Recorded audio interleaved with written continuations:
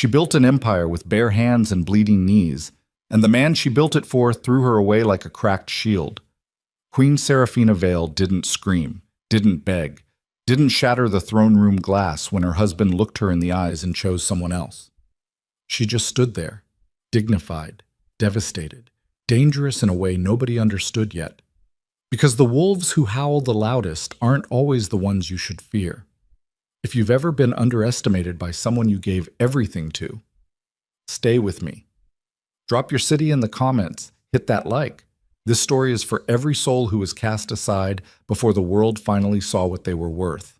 The throne room of Ashvale Citadel had witnessed 100 declarations of war, 1,000 sworn oaths, and at least 3 executions that history books preferred to call necessary corrections. The stone floor was dark granite quarried from the northern ridges. The same ridges Seraphina Vale had negotiated treaty rights over 8 years ago, when she was 24 years old, and the northern packs were still sharpening their teeth on border villages. She stood in the center of that floor now, and it was raining outside, and the windows were the tall cathedral kind that turned the gray afternoon light into something that looked, if you weren't paying attention, almost holy. Seraphina wasn't paying attention to the light. She was watching her husband's face. Darius Thorne, Alpha King of the Ashvale Empire, stood at the top of the 3 dais steps with his back mostly turned toward her and his jaw set at that particular angle she'd learned to read the way hunters read wind. It meant he'd already decided something, and the conversation you were about to have was only the formal announcement of what lived done inside his skull. He was 41 years old, and he'd never been soft. Not once in the decade she'd known him, but there had been a time, early on, when the hardness in him felt like bedrock you could build on rather than a wall being built against you. The court was assembled. That was the first thing that had told her this was different from a private argument, different from the kind of cold-shoulder silence that would thaw in 3 days when he needed her assessment of a trade negotiation. The court was assembled. 63 ranking wolves, alpha representatives from 7 satellite packs, 4 members of the Elder Council in their gray ceremonial sashes, and they were all standing, not seated, which meant this had been choreographed. Seraphina had walked in knowing something was wrong. She hadn't known it would be this. Darius turned. He had the kind of face that had been handsome once in a stark, brutal way, and was still striking now in the way that storm damage on old architecture could be striking. Gray at his temples, a scar along his left jaw from the Valdris border skirmish 7 years ago that she had sat beside for 3 nights while the fever worked through him, changing his wet clothes, arguing with the pack healer about fever break protocols. He looked at her the way you look at a tool you've outgrown. Seraphina. His voice carried the room the way it always did. Not loud, just heavy with a kind of gravity that lesser men manufactured through volume. You know why we're here. I know why you're here, she said. Her own voice came out steadier than she expected. I'm still figuring out why you needed an audience for it. A ripple through the assembled court, not quite sound. The shift of 63 bodies adjusting their weight. Darius's jaw tightened fractionally. The Empire needs to project unified strength. What I say today, I say before witnesses. Then say it. She had learned, in 10 years of navigating courts and councils and alpha egos, that sometimes the most devastating thing you could do was make someone finish their own sentence. He said it. I am dissolving our bond, formally, before this court, before the Elder Council, under the pack law provisions for... I know the provisions, Seraphina said. She hadn't meant to interrupt. The words came out because they were true, and because she was not going to stand in the center of a granite floor and listen to her husband cite legal text at her like she was a territorial dispute. Councilwoman Aldra Voss, oldest of the Elder Council, made a small sound, not quite a protest. Aldra had white hair and hands like old rope, and she'd been present at the bonding ceremony 11 years ago, had pressed Seraphina's hands between hers and said, in the old formal words, "You are witnessed, and witnessing is forever." Seraphina did not look at Aldra, because if she looked at Aldra, she was going to lose the steadiness in her voice, and she was not losing that, not here, not in front of 63 pairs of eyes that would carry this memory back to 7 satellite packs and have it spread to every corner of the Empire by morning. You know the provisions, Darius said. flat. Not cruel exactly. Something worse than cruel. Indifferent in the careful, deliberate way that people are indifferent when they've worked at it. Then you know this is legal. I know a lot of things are legal, Darius. His name in her mouth, bare like that, without his title. She watched him register it, watched something move behind his eyes that she couldn't quite read anymore because somewhere in the last year she'd lost the fluency she'd built over a decade of studying that face. Lyra Blackfang will be crowned as queen before the end of the fortnight, Darius said. She brings military alliance with the Eastern Ridge Pacts, combat strength, and a reputation that— That what? Seraphina said. Quiet. The rain against the high windows. That inspires the kind of fear this empire needs right now, Darius said. Seraphina looked at him for a long moment. She thought about the Valdris border crisis, 300 miles of packed territory on the verge of open warfare, and how she had ridden out alone, without a guard because a guard would read as provocation, and sat across a fire from Alpha Gregor Valdris, who had a reputation for eating negotiators' pride along with their lunch, and talked him down over 6 hours while Darius managed the political fallout at court. She thought about the Morvain trade collapse, which hadn't collapsed actually, because she'd spent 14 months building personal relationships with 4 merchant pack leaders, who then held the southern route steady when the economic pressure hit. She thought about Councillor Brenwick's heir and the near-catastrophic succession dispute she'd mediated at a dinner table using nothing but seating arrangements and a very carefully chosen bottle of aged pineberry wine. Fear, she thought. You want to lead with fear. She didn't say it. She'd learned in 10 years when not to speak. I won't make a scene, she said instead. Darius blinked. He'd been braced for something, she could see that. The set of his shoulders, the slight forward lean, the way his hands were clasped behind his back rather than loose at his sides. He'd been braced for her to fight. Seraphina, I said I won't make a scene. She kept her voice even. You want this done formally? Fine. It's done formally. Write the decree, have it witnessed, file it with the Elder Council under the pack law provisions you were about to cite. She paused. But I'll need my personal correspondence returned. The diplomatic files under my name, not the Crown files, my personal ones. The ones from my work with the Northern Territories and the Silverwood arrangements. Darius frowned. This isn't a negotiation. I'm not negotiating. I'm telling you what I'm taking when I leave. Another ripple through the court, louder this time. She turned. She walked to the doors at the far end of the throne room. Her spine was straight, and her heels struck the granite with the particular unhurried rhythm she'd developed years ago when she'd realized that the way a person crossed a room told the watching world everything about whether that person knew they had power. She walked the way water moves. Steady, purposeful, unafraid of where it's going, wearing everything down in its path without making a sound about it. At the door, she stopped. She didn't turn around. She spoke to the door. The Harkin Valley Alliance renewal is due in 6 weeks. Darius, you'll need to start the protocol contact by the end of next week, or Harkin Alpha Solis will read it as disrespect, and you'll lose the northern grain routes. She paused. Lyra will want to send warriors. Don't let her. Solis has 3 daughters and a deep suspicion of military presence in civilian territory. Send a diplomat, preferably a woman. She opened the door. She walked through it. She heard behind her absolute silence from 63 people who didn't know what they'd just watched happen. Why? Her rooms were in the East Wing, 3rd floor, the suite she'd moved into 11 years ago as a newly bonded queen with a trunk of books and a clear-eyed assessment of what she'd taken on. They were good rooms, high ceilings, good light in the mornings, a writing desk positioned below the eastern window that she'd used for more diplomatic correspondence than she could count. She'd put her own rugs down over the palace's standard stone floors because cold feet in the early morning made for worse thinking, and she thought best in the early mornings.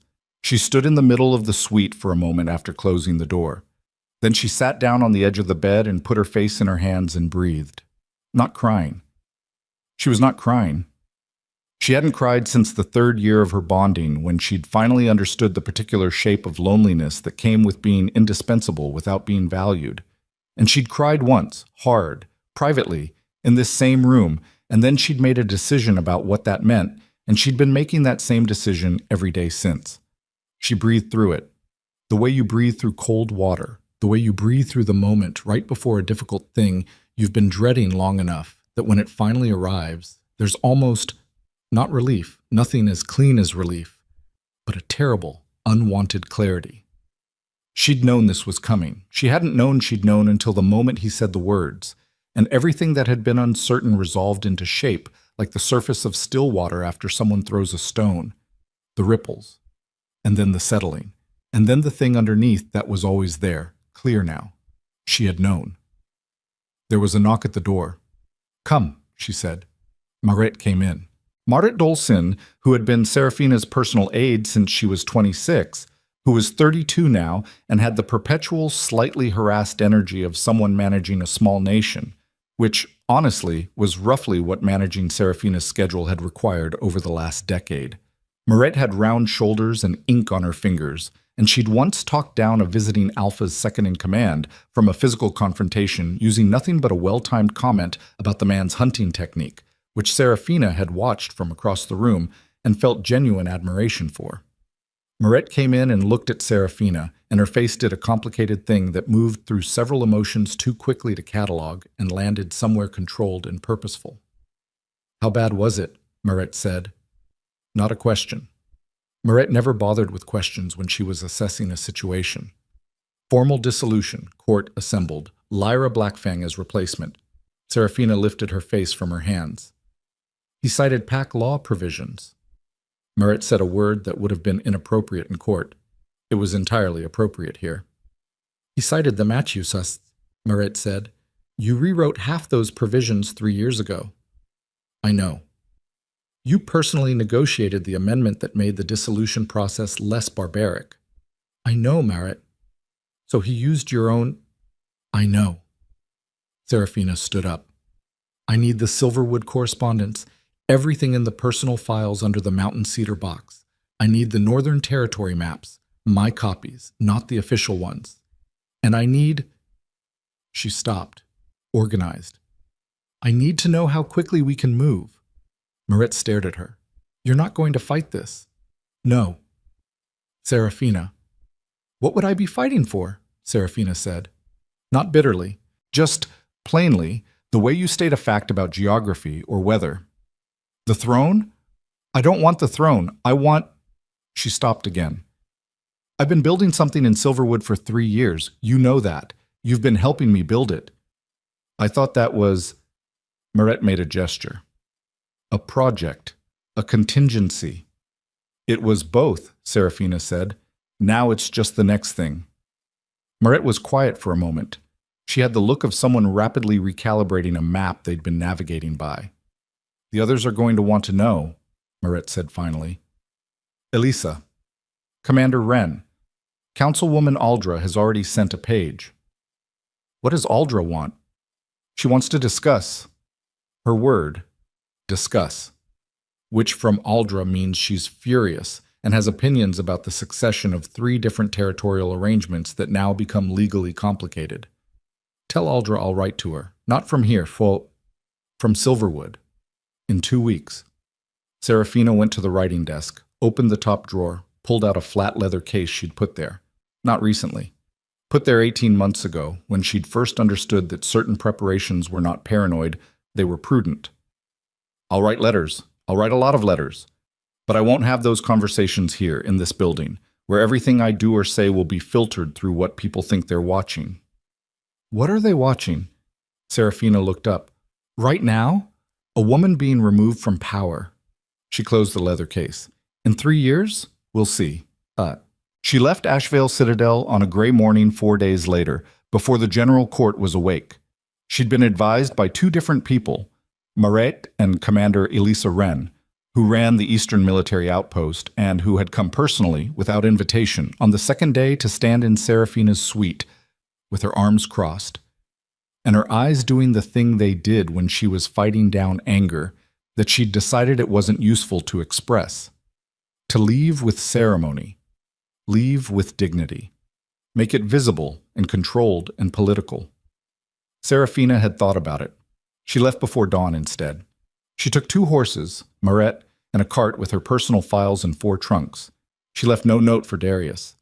She left a sealed letter for Aldra with the palace message system, and one for the Harkin Valley diplomatic office directly, because she wasn't going to leave that particular thread dangling, not when she knew the calendar. The capital city of Asheville was called Thorncrest, and she'd lived in it for 10 years, and she knew its streets at every hour. And at that gray pre-dawn hour when they rode through the east gate, she knew them as a kind of absence. Not what was there, but what wasn't. The market stalls not yet open. The forge district not yet ringing. The smell of bread from the bakeries that opened earliest, and wood smoke from 100 household chimneys. And beneath all of it, the particular scent of a city full of wolves, complex and alive. The compressed warmth of thousands of bodies and lives pressing against each other. She didn't look back when they rode through the gate. She'd learned, a long time ago, that looking back is the thing that makes leaving impossible. Pug. The road to Silverwood territory was 3 days' ride through increasingly wild country. First the managed farmland of the Empire's interior, then the transitional zones where the old pack borders had been, and then the true edge territory, the silver birch forest that gave the region its name, quiet and tall and full of a kind of light that didn't exist closer to the capital. Moret rode beside her mostly in silence, which was one of Moret's best qualities, the understanding of when silence was more useful than conversation. On the second night they camped rather than stopping at a way station. Seraphina's call, and Moret didn't argue it. They built the fire themselves. Neither of them was soft. Moret had grown up in a border pack before joining court service. Seraphina had, well, she'd grown up in a court of a different kind, smaller, with its own set of sharp lessons that she'd carry until she stopped breathing. They sat across the fire from each other with cups of trail tea that tasted exactly like what it was, which was not good but warm, and overhead the silver birch canopy moved very slightly in the night air. "Tell me what you're thinking," Moret said. "About what specifically?" "About any of it." Seraphina wrapped both hands around the cup. The fire snapped. Somewhere in the dark, a night bird was arguing with itself about something. "I'm thinking about the Harkin Valley renewal," she said, "and whether Darius will actually listen about sending a diplomat instead of warriors. And I'm thinking that he probably won't listen because he'll be busy managing Lyra's alliance optics and won't prioritize it until it's too late. And then when the northern grain routes start showing stress in 6 months, he'll blame regional politics rather than the missed window." Merritt looked at her. "What?" Seraphina said. "I asked what you were thinking. I did not specifically mean what administrative crisis you're tracking in your head right now. I know what you specifically meant. And the fire, the night bird, the silver birch breathing overhead." "I did everything right," Seraphina said. Quiet. Not a complaint. More like a person reading a measurement aloud and finding it doesn't match what they built. "For 10 years. I did every single thing right, and I understood going in that this is the deal. You build something together, and you hope the person you're building it with is tracking the same measurements you are." She paused. "He wasn't tracking the same measurements. He was looking at strength," Moret said. "Visible strength, the kind that reads immediately. The kind that doesn't require you to understand anything," Seraphina said. "Yes." She looked into the fire. "I built things that were invisible. Alliance maintenance is invisible. Diplomatic relationship work is invisible. You only see it when it stops working. He's going to see it stop working." "Yes." "And when he does?" Seraphina's mouth curved. Not warmly. Something more complicated than warm. The expression of a person who has thought through several possible futures and identified which ones are real. "When he does," she said, "I'll be in Silverwood, growing something." Silverwood territory was, technically, unaffiliated land, one of 3 pockets of old border territory that had never been formally annexed into the Asheville Empire during the expansion years, partly because it was remote and partly because its resources were more strategic than immediately obvious, which meant it had consistently been set aside for later while more pressing problems burned. This was a pattern Seraphina had identified 7 years into her time at court, and it was one of the many reasons she'd begun the quiet, methodical process of establishing herself there. She hadn't been building a retreat. She'd been building a different kind of empire, the kind you build before you know you need it. The main settlement was called Ashfin, which was a terrible name that had predated her involvement and which she'd left alone because changing the name of a place is the sort of territorial claim that announces intentions you're not ready to announce. Ashfin had a permanent population of about 400 when she'd first started working with it, mostly remnant pack families and a smattering of independent wolves who'd been living quietly at the edges of empire politics. Now, 3 years of investment and relationship building later, it had closer to 1,200, which was still small by any capital standard, but represented a different kind of growth than population count. It represented trust. And trust, in Serafina's particular arithmetic, was the hardest currency there was to counterfeit. She rode into Ashfin on the afternoon of the third day, when the light was going gold through the silver birches, and the settlement's main path had its usual afternoon traffic of people moving between the market stalls and the cooperative workhouses. She was recognized immediately. She'd been visiting regularly enough over 3 years to be known, and there was no fanfare about it, no ceremony, just people acknowledging her with the straightforward warmth of a community that had learned to trust her not because of her title, but because of what she'd actually done. That was new. That was different. She was not accustomed to being trusted for what she'd done, rather than what she represented. The foreman of the Eastern Farming Cooperative, a large gray-bearded man named Oster, who'd been born in Silverwood and had the territorial suspicion of old-line locals toward anyone who came in with ideas, met her at the edge of the main path. He looked at her, at Maret, at the horses, at the cart with the trunks. "More than usual," he said, meaning the trunks. "I'm staying," Serafina said. Oster looked at her for a long moment. He had eyes that didn't give things away easily. "For how long?" he said. "For good." He took this in, nodded once, slowly, the way you nod when something you suspected is confirmed. "We'll need to arrange a proper residence then," he said. "The old Kevin house has been empty since the spring. It's sound." "That works," Serafina said. "It needs work." "I'm familiar with things that need work." Something moved in Oster's face, not quite a smile. The kind of expression that a face makes when it decides, with some finality, that a person is what they've presented themselves as. "Right," he said. "Come on then." The first month in Silverwood was the hardest month Serafina Vale had spent since the early years at court, when she'd been learning, fast and at cost, how empire politics worked and what they required of you, and which parts of yourself you could afford to give and which parts you had to hold absolutely back. The hardest part wasn't the work. She was accustomed to hard work in ways that would have surprised people who'd only seen her in court settings, where the labor was political and invisible. Here the work had different textures. The morning meetings with settlement leaders about resource allocation, the long afternoons riding the territorial borders with Oster and his crew documenting the pack agreements that needed maintenance, the evenings at the community fire pit where people said what they actually thought rather than what served their position, which was simultaneously more exhausting and more real than anything she'd experienced in a decade. The hardest part was the nights, not for the reasons she expected. She'd thought she'd lie awake in the Kevin house, which was solid old construction and smelled of pine sap and old wood smoke, thinking about Darius, about the court, about the particular shape of failure that she was still naming, still measuring. She did lie awake, but what she lay awake with was something more complicated than grief and harder to address.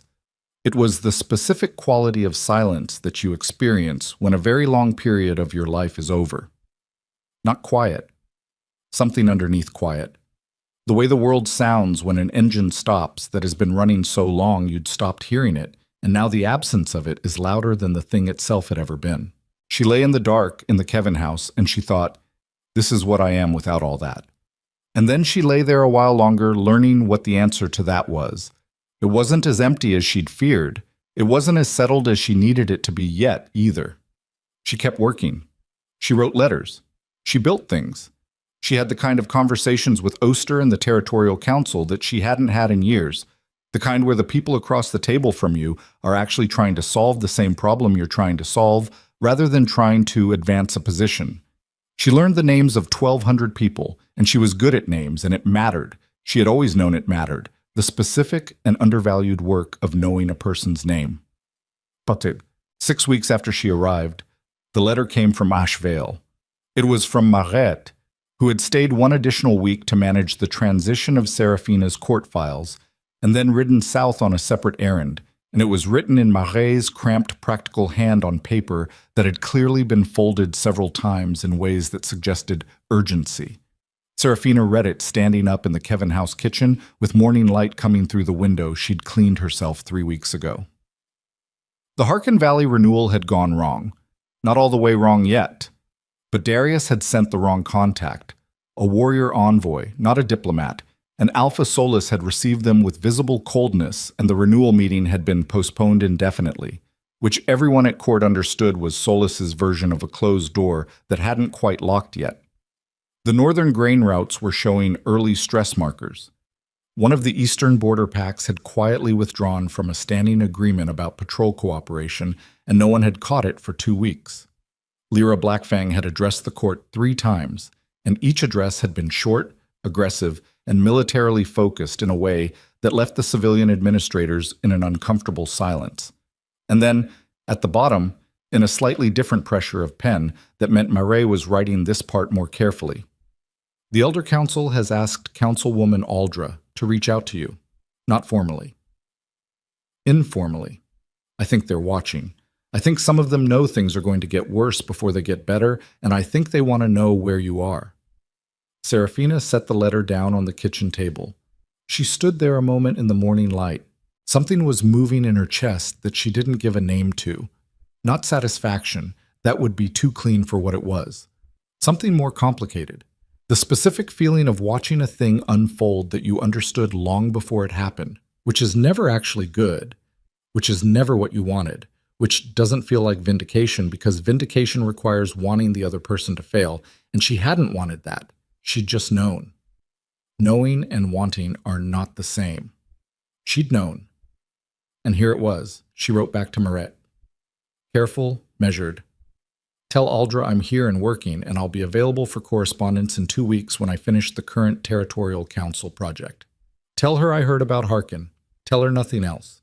She folded the letter, sealed it, put it in the outgoing message basket that Oster's son collected every other day on his route. Then she went back to work. She was building something in Silverwood.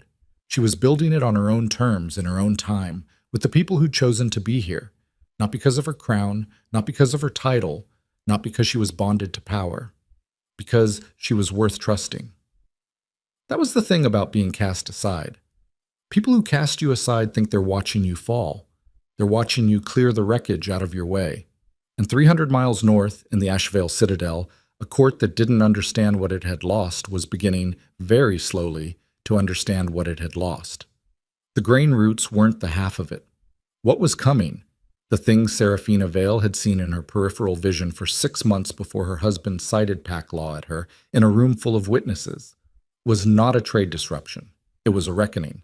And on the morning the letter arrived from Silverwood territory informing her that the first of the old exiled pack leaders had formally requested sanctuary, Serafina sat at her writing desk in the Kevin house and understood that the next chapter of her life had already begun. The question was not whether the Empire would call for her. The question was what she would say when it did. She hadn't decided yet. She wasn't sure what answer the world deserved from her. She was sure of one thing. When the message came, it would come in the form of desperation.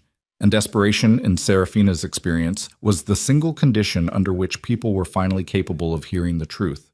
She pressed her pen to paper. She started building.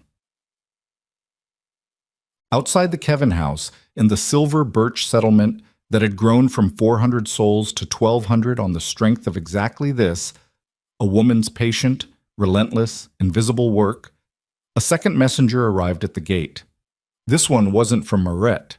The seal on the letter was military red, Eastern Ridge Pack standard, and the name written beneath the seal was not Darius Thorns. It was Lyra Blackfang's. The seal was wrong. That was the first thing Serafina registered.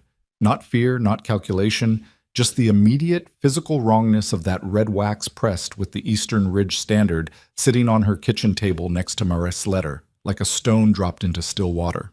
Military red. Not diplomatic correspondence red, not administrative red. The specific shade that Eastern Ridge Pack commanders used for operational communication. The color that meant this message came from a command structure rather than a court. Lyra Blackfang did not write letters. Lyra Blackfang sent terms. Seraphina picked it up. The paper was heavy stock, the kind that announced itself before you read it. She broke the seal cleanly, unfolded it, and read it standing up because sitting down for something like this felt like a concession she wasn't prepared to make. It was short. 7 sentences. The handwriting was not Lyra's, too practiced, too formal, which meant a scribe, but the voice in the words was exactly what Seraphina would have predicted from everything she knew about the woman who had replaced her. Queen Seraphina Vale. Your continued presence in Silverwood territory represents an ambiguity this crown cannot allow to stand. The territory has no formal annexation status. This creates legal and political uncertainties that destabilize regional governance. You are invited to clarify your intentions regarding Silverwood's future status and your own role within the Empire's structure. A representative will arrive within the fortnight. We expect your cooperation. No closing. No signature line of courtesy. Just the seal repeated at the bottom in smaller form. Seraphina folded the letter, set it down, picked up her tea, which had gone cold while she was reading Marit's letter. Drank it cold because cold tea was still tea, and she wasn't going to stop the morning's work because a woman 300 miles away had decided that Silverwood's ambiguity was inconvenient. Ambiguity, she thought. Lyra called it ambiguity. What it was freedom. And there is a specific type of powerful person who cannot stand to see other people in possession of something they don't control. She knew the type. She'd spent 10 years married to one. Oster knocked on the door frame at the kitchen entrance. He never knocked on the actual door, always the frame, which was a habit she'd noticed and filed away in the same mental space where she kept all the particular textures of how people were, and looked at her, at the letter, at her face. "Trouble?" he said. "Someone reminding me that I exist," Seraphina said, "which means I've become inconvenient." "That bad?" "Probably not yet." She set the tea down. "Call the council for this afternoon. I need them to understand something before a visitor arrives." The Silverwood Territorial Council met in the long room at the Cooperative House, a practical space, long table, mismatched chairs, the particular smell of a room where real decisions got made by people with actual stakes in the outcome, rather than by people performing decision-making for an audience. 7 people around the table. Oster, his deputy Fenna, who ran the cooperative farming network, a woman named Ruse, who managed the pack relationship protocols, 2 elders from the original Silverwood families, and 2 representatives from the resettled pack groups who'd arrived in the last year. Seraphina laid the letter in the center of the table and let them read it. The room did what rooms do when something changes the temperature. It didn't get louder, it got denser. Fenna spoke first. Fenna always spoke first when she was angry, which Seraphina had learned to use as a kind of weather system. "She's calling you an ambiguity." "She's calling the territory an ambiguity," Seraphina said. "I'm just the part of it she can address directly." "Same thing," Ruse said. Ruse had a quiet voice and eyes that missed approximately nothing, and she'd been managing pack relationships here for 6 years before Seraphina arrived. She knew the territory the way old-growth trees know weather, through the roots. "She wants the territory classified and controlled. You're the obstacle to that." "Or the leverage point," Seraphina said. Silence. "You think she'll try to use you?" Oster said. Not a question. "I think she wants me to come to her with terms. I think the letter is designed to feel like a summons, and the expected response is compliance. And compliance means acknowledging the Crown's authority over this territory." Seraphina looked around the table. "Which none of you have agreed to." "Because no one asked us," one of the original family elders said. His name was Kale, 70 years old, the kind of old that is load-bearing rather than decorative. This territory ran itself before the Empire started expanding, and it ran itself through the expansion, and it's running itself now. "Kale," Seraphina kept her voice even. "When the representative arrives, which is in 2 weeks, they are going to want a formal status declaration. I need to know what this council wants that declaration to say." "We want it to say we're not theirs," Fenna said. That's one option, Serafina said, and it starts a conflict we may not be ready for. What are the other options? Ruse said. We request formal recognition as an independent allied territory, not annexed, allied. It's a different legal category, it exists in pact law, and it requires the Crown to negotiate with us as a peer rather than administer us as a subject. She paused. Or we delay. We respond to the representative with a request for a formal assessment period. It buys time. Time for what? Kale said. Serafina looked at him. Time for the Empire to need us more than it wants to control us. The representative arrived in 11 days, not 14. His name was Counselor Vane, which Serafina knew because she'd asked Mare to run the name through her court contacts the moment the letter arrived. And what came back was mid-level administrator, loyal to the new crown, ambitious in the specific way of people who've attached themselves to rising power and are performing competence in hopes of being noticed. Not dangerous in the way that experienced political operators are dangerous. Dangerous in the way that a mediocre person with authority can be, which is unpredictably and without proportion. He arrived with 4 guards, which was 2 more than was polite and 4 fewer than was threatening. A deliberate number. Someone had calculated it. She met him at the edge of Ashvin's main path, which was also deliberate on her part. Not at the house, which would give him the visual of entering her space. Not at the cooperative hall, which would read as formal and defensive. Here, on the open path, surrounded by the sounds and movement of a settlement going about its day, with 1,200 people living their lives in visible, functioning evidence around them. Counselor Vane, she said.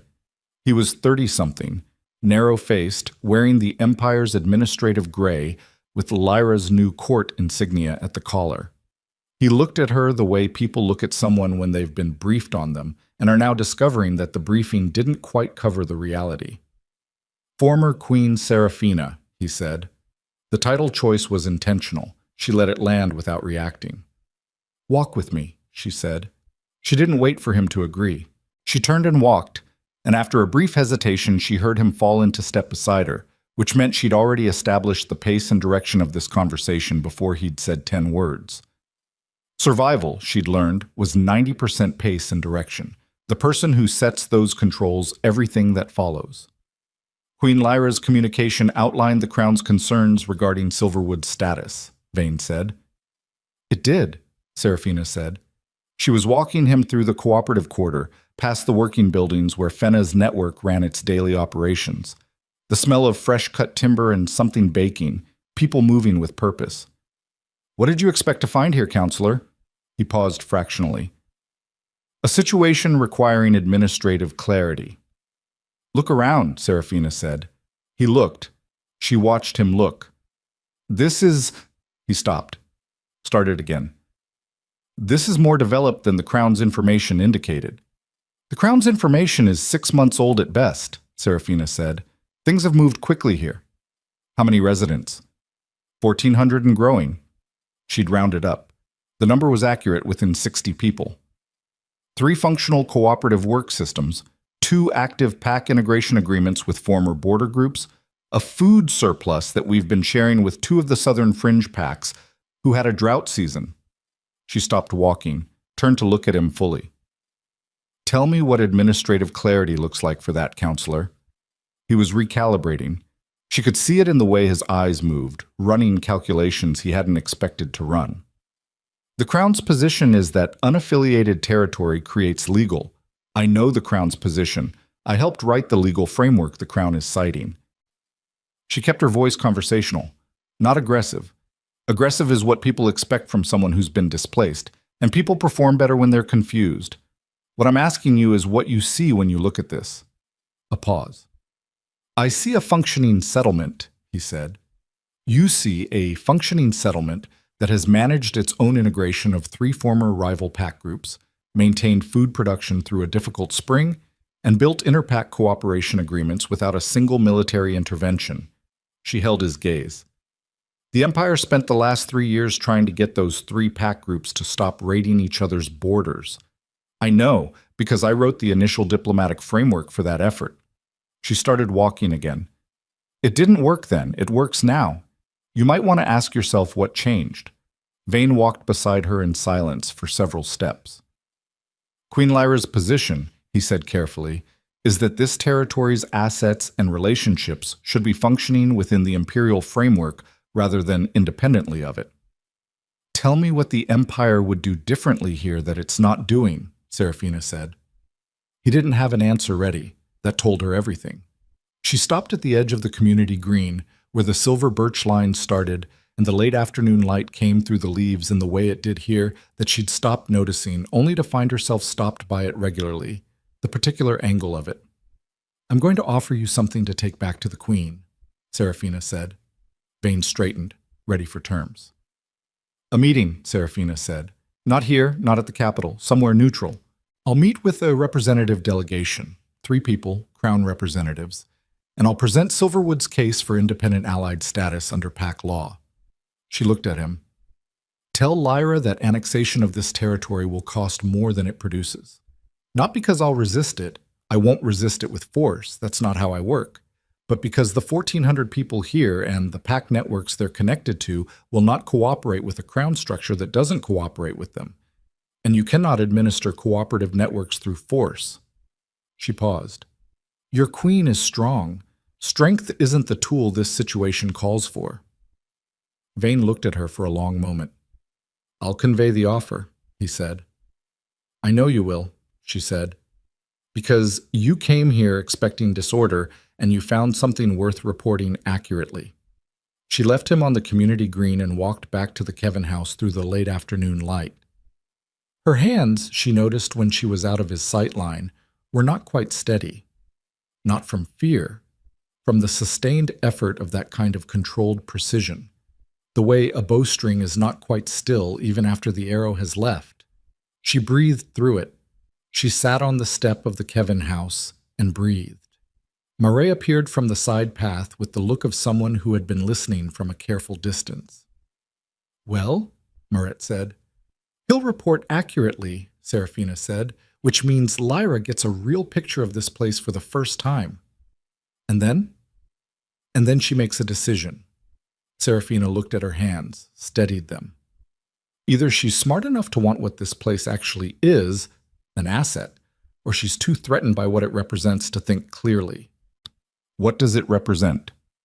Serafina looked up at the silver birch line, the light going long and gold through it. That you can build something real without her crown on your head, she said. Some people cannot live with that information. The reply from the capital came not in 2 weeks, but in 4 days. Not from Vane, not through Aldra, from Darius. His handwriting this time. No scribe. The particular angular pressure of a man who'd learned to write in military training and never quite smoothed it out. She recognized it the way you recognize the sound of a voice you haven't heard in months, with that complicated internal lurch that wasn't quite what she'd felt before, with something altered by time and circumstance into a different shape she didn't have a name for yet. She read it at the kitchen table. Evening now, the settlement quiet outside. Serafina. What Vane described, I hadn't understood. I'm told the Harkin situation has reached a point requiring direct intervention. I have advisors telling me 3 different things, and I don't know which of them actually understands the Solus dynamic. I need... He'd crossed out 2 words there. She could see the crossings out.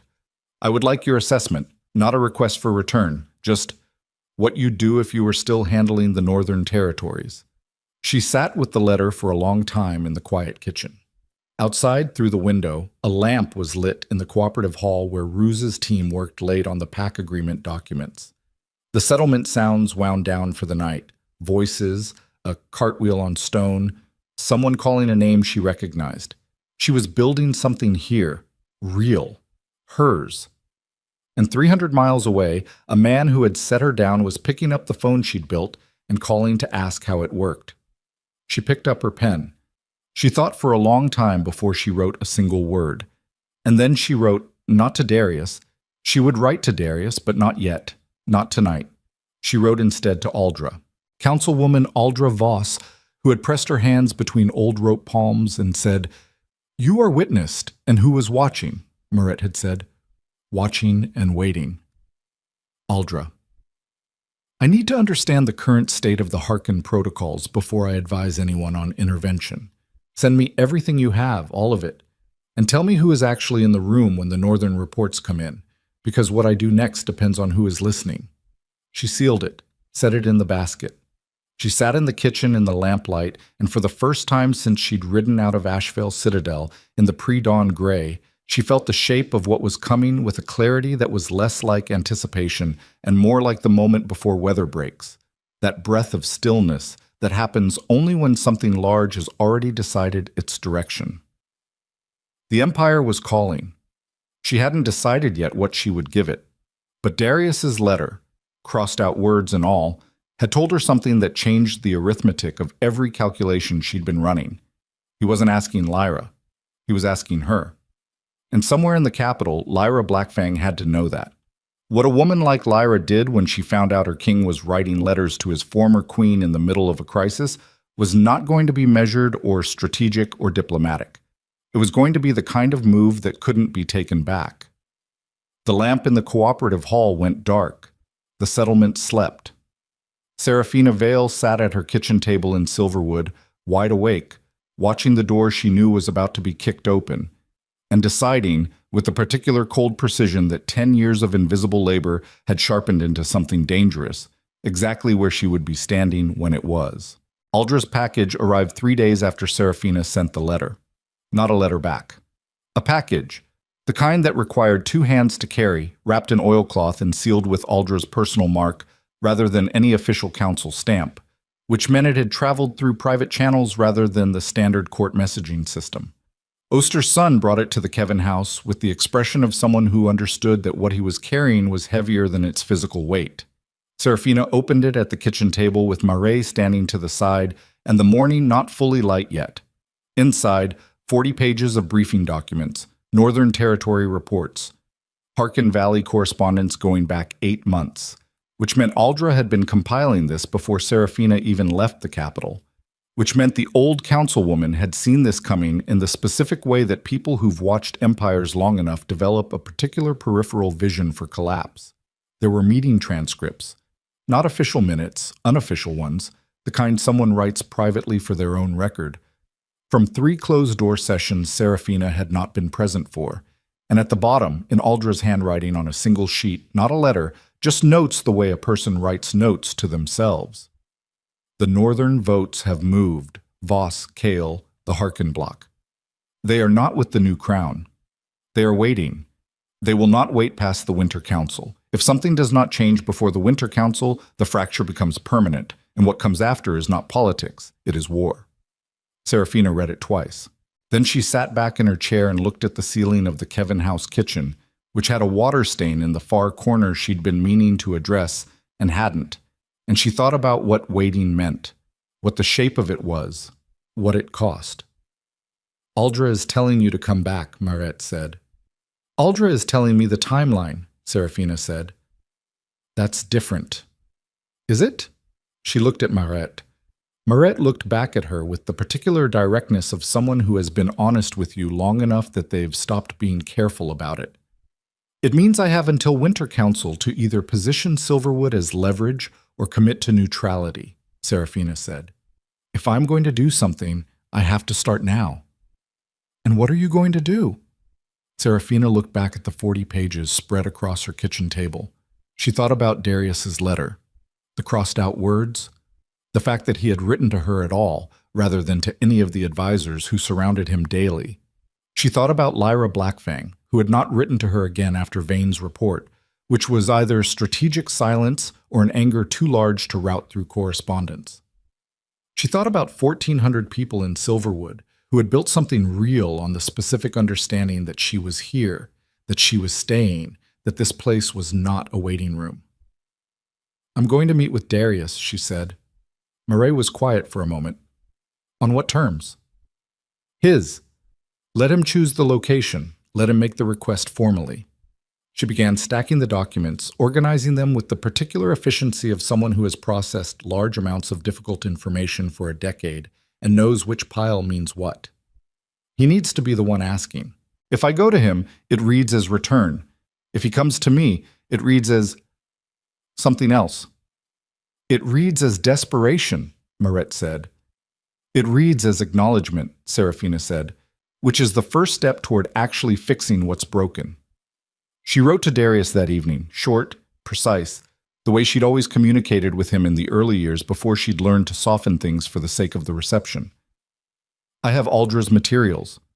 I understand the timeline. If you want my assessment of the Harkin situation, meet me at Greywood Station. 14 days. Come without Lyra's representatives. Come with 2 people maximum. I will do the same. She sealed it. She sat with it for a moment before she put it in the outgoing basket. She was drawing a line. Greywood Station was 4 hours' ride from Ashfield, 8 hours from Silverwood. Neutral enough to not mean anything to either direction, specific enough to require commitment. The 14-day window gave him time to manage the internal politics of making the meeting happen without Lyra's knowledge. Without Lyra's knowledge. That was the part that sat in her chest with a specific uncomfortable weight, because she was not naive about what it meant to meet a man in private when that man's bond partner was a woman who'd built her reputation on decisive, overwhelming response to threats. She put it in the basket anyway. Some situations do not offer clean options. They offer a range of difficult ones, and you pick the least catastrophic and you keep your eyes open. But 12 days passed.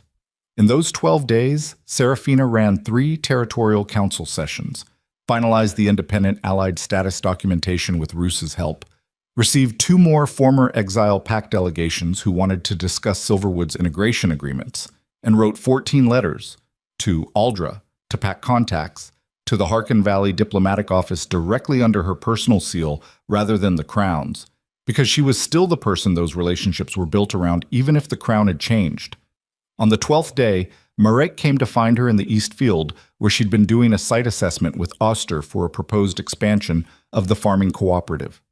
Mara's face was the kind of controlled that you get when you've had 20 minutes to compose yourself after receiving information that initially made composure impossible. "What?" Serafina said. "A rider came. From the capital." Maret looked at her steadily. "Not from Darius. From Councillor Brenwick." Brenwick.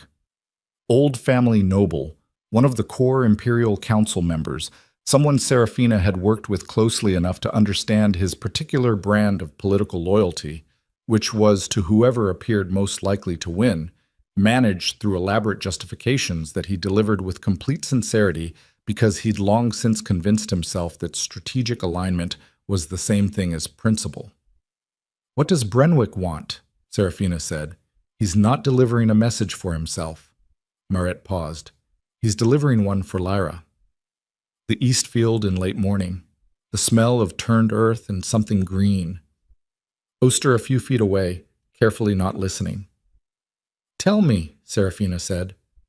"Lyra knows about the proposed meeting at Greywood Station," Maret said. "She's known for at least 5 days. Brenwick's message is, he calls it a courtesy warning. He says Lyra has already moved on it. She's..."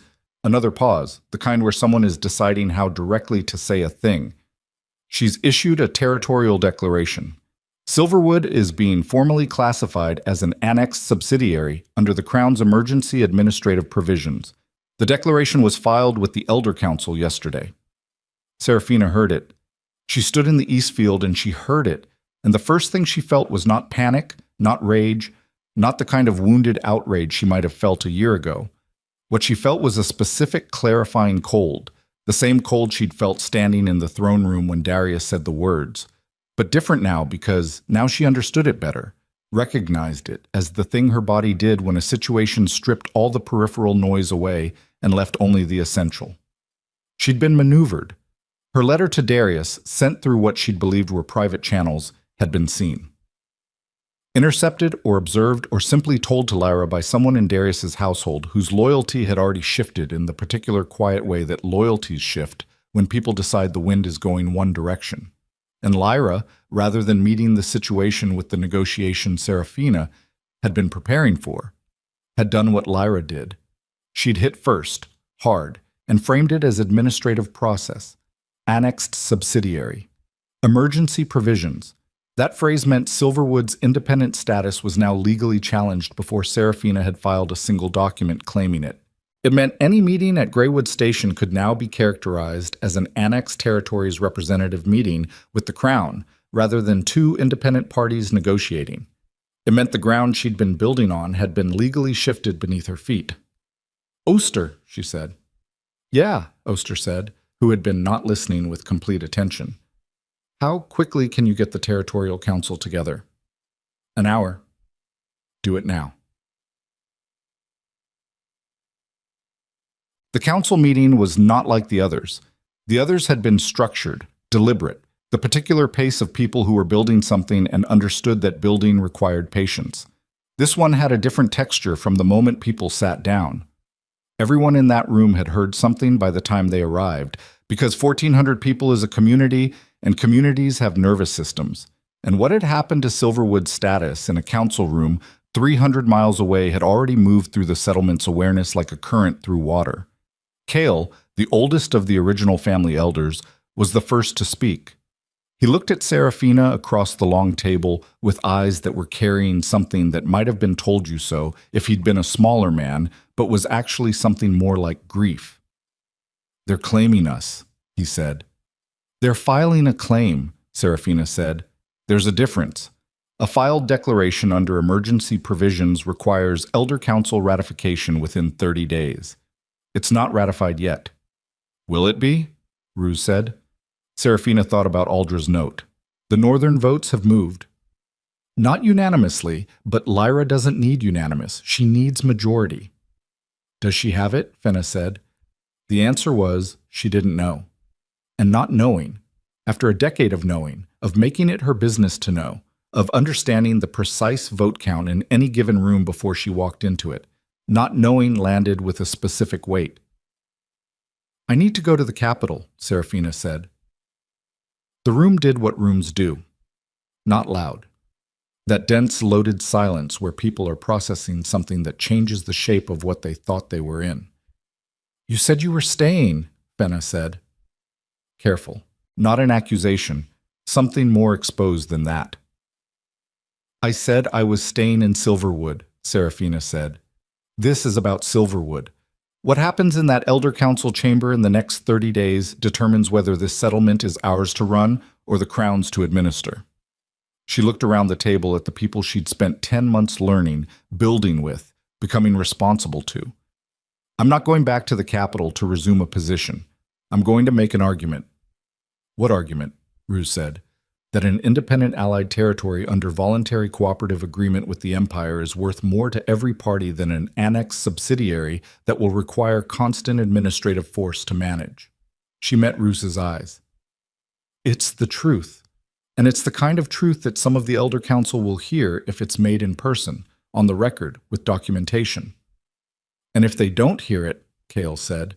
She didn't answer immediately. She sat with the question the way it deserved to be sat with. "Then we find out what we're actually built of," she said. "Marti." She rode out the next morning with Marie and one guide. The road from Silverwood to the capital was 3 days she'd ridden before, in a direction that felt like leaving. Riding it now toward Ashvale felt different. Not like returning, nothing as simple as that. More like the specific gravity of someone walking toward the source of a fire, not to be consumed by it, but to understand what's burning and why. She had 40 pages of documentation, the independent allied status filing Ruse had helped prepare, Aldra's private notes, and the personal relationship files she'd built with 8 members of the Elder Council over 10 years of being the person in that court who actually remembered which counselor's son had passed his pack trials and which border agreement had personal history attached to it. She had that. She had the truth of Silverwood, the real numbers, the real agreements, the functioning reality of what 1,400 people had built in the Silver Birch territory under her leadership. She had the argument. She was 2 hours outside of Ashvale, close enough that the road was better maintained and the morning traffic had the particular density of people moving in and out of a capital city when the second riders appeared. Not Darius's people. She knew his livery, not Aldra's. 4 horses, black and red, Eastern Ridge Standard, Lyra's. They cut across the road from the side path with the particular practiced precision of people who had been waiting for her to reach this specific point, which meant they knew her route. which meant the same channel that had leaked her Greywood Station letter had leaked this. The lead rider pulled up directly in front of her horse, a woman, compact and hard-edged in the way of someone who had fought her way to every position she'd ever held, wearing the new queen's insignia with the ease of someone who felt she'd earned it rather than been given it. Not Lyra herself, but close enough to speak in her name. "Seraphina Vale," the rider said. "You're in my road," Seraphina said. "The Queen requests your return to Silverwood territory pending resolution of the annexation filing." The woman's voice had the flat, practiced delivery of someone reading from internal orders. "Travel toward the capital is not advised at this time." "Not advised," Seraphina said, "or not permitted." A pause. The kind of pause that is itself an answer. "The Queen has concerns about the nature of your visit to the capital," the rider said, "specifically regarding proposed communications with elder council members that may be intended to interfere with legitimate administrative process." Legitimate. Seraphina heard the word the way you hear a sound that doesn't belong to the landscape you're in. "I'm a private citizen," Seraphina said. "I'm riding on a public road to a capital city where I have legal standing before the Elder Council. There is no provision in pack law that restricts that. The Queen's administrative authority under the emergency provisions does not extend to restricting private travel," Seraphina said. "Unless the Queen is declaring a state of territorial lockdown, which requires full council authorization and would be the single most politically destabilizing move available to her right now." She looked at the lead rider steadily. "Your Queen knows that, which means this is a warning, not an order, which means I can ride through."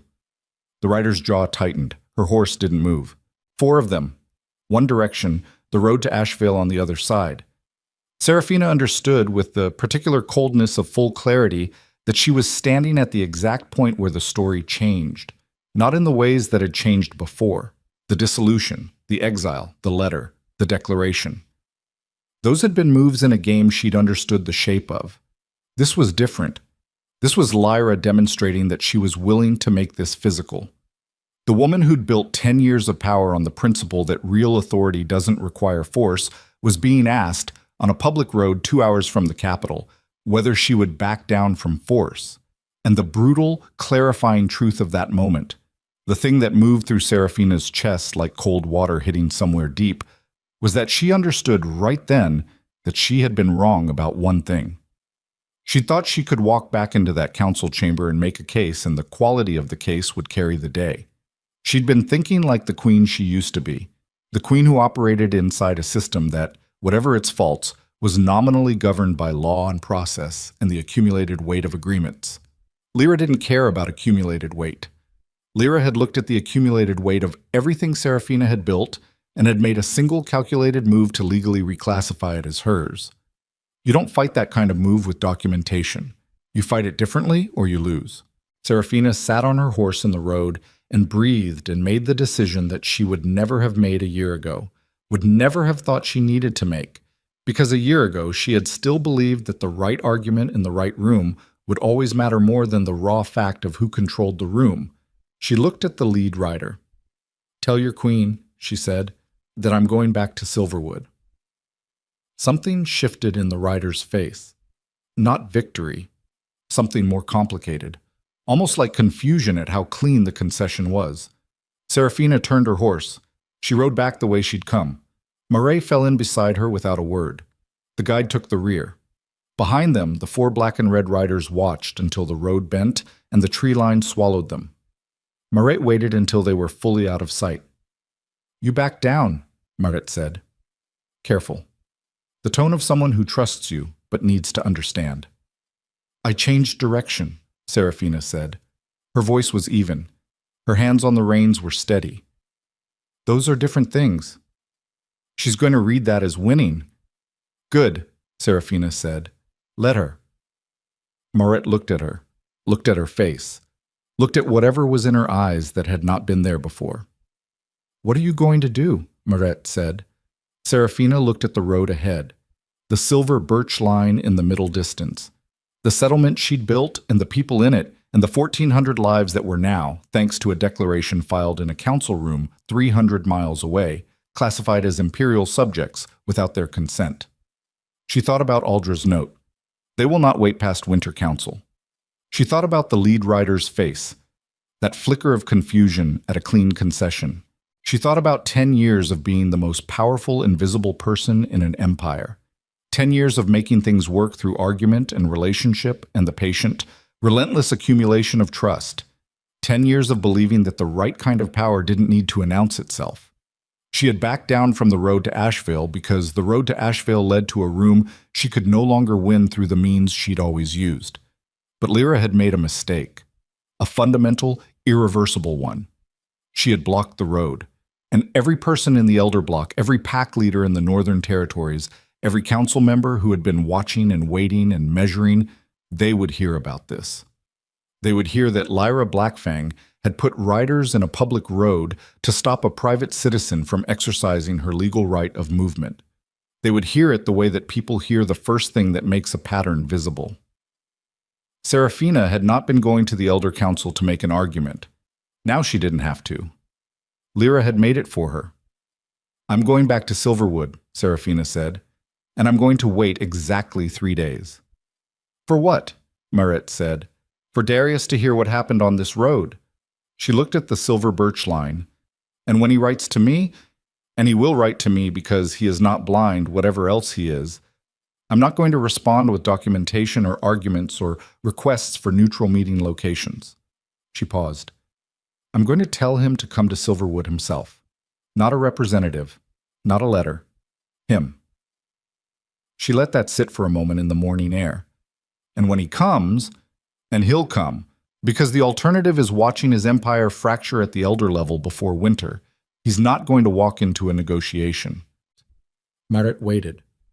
"He's going to walk into the only place left in this empire where things actually work," Serafina said, "and he's going to have to decide with his own eyes whether that's something worth preserving or something worth destroying."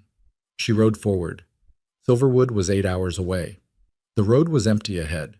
Behind her, somewhere on the bend, 4 riders in black and red were reporting to their queen that the woman who used to run an empire had turned around without a fight. They would tell Lyra she had won. And Lyra, who understood force and momentum and the swift victory of a bold move, would believe them. She would believe it right up until the moment Darius Thorne rode into Silverwood and saw, with his own ruined and clear-eyed understanding, what he had thrown away, and what it had become without him. Some things could not be taken back. Lyra had put riders in the road. That was one of them. Darius rode in 2 days. Not 3. The letter came by Fast Rider, the kind you send when you're not managing optics anymore. When the gap between what you want and what is politically legible has closed to nothing, and you just need the thing done. Serafina knew the difference between a managed communication and a desperate one before she broke the seal. The paper was court standard, but the wax had been pressed crooked, which meant he'd sealed it himself in a hurry, rather than handing it to a correspondence officer. She read it standing at the Kevin house door, with the rider still holding his horse 20 feet behind her. "What happened on the Asheville Road? I heard it from 3 sources before Lyra's version reached me, and the 3 sources all match. I need to see Silverwood with my own eyes. I need to see you. Not a negotiation? I am not coming to negotiate. I am coming because I don't know what is real anymore, and you have always been the person who knew what was real. I will be there in 4 days. Tell me if I shouldn't come." She read it twice.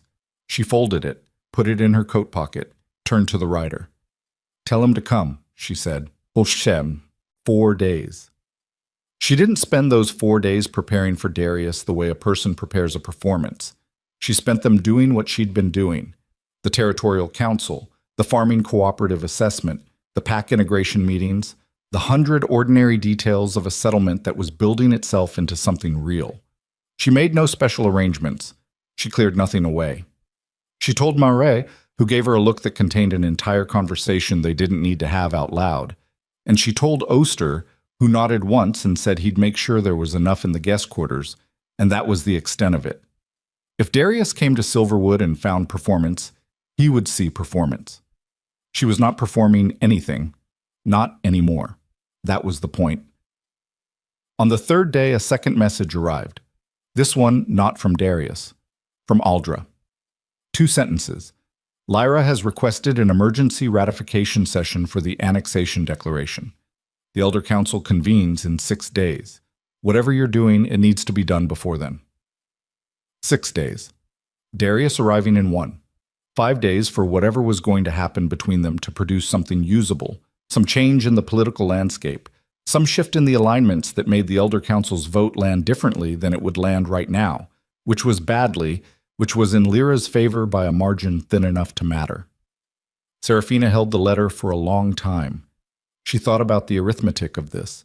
1 king arriving without his new queen's knowledge, riding to the territory his new queen had just tried to annex, to see the woman his new queen had tried to stop on a public road.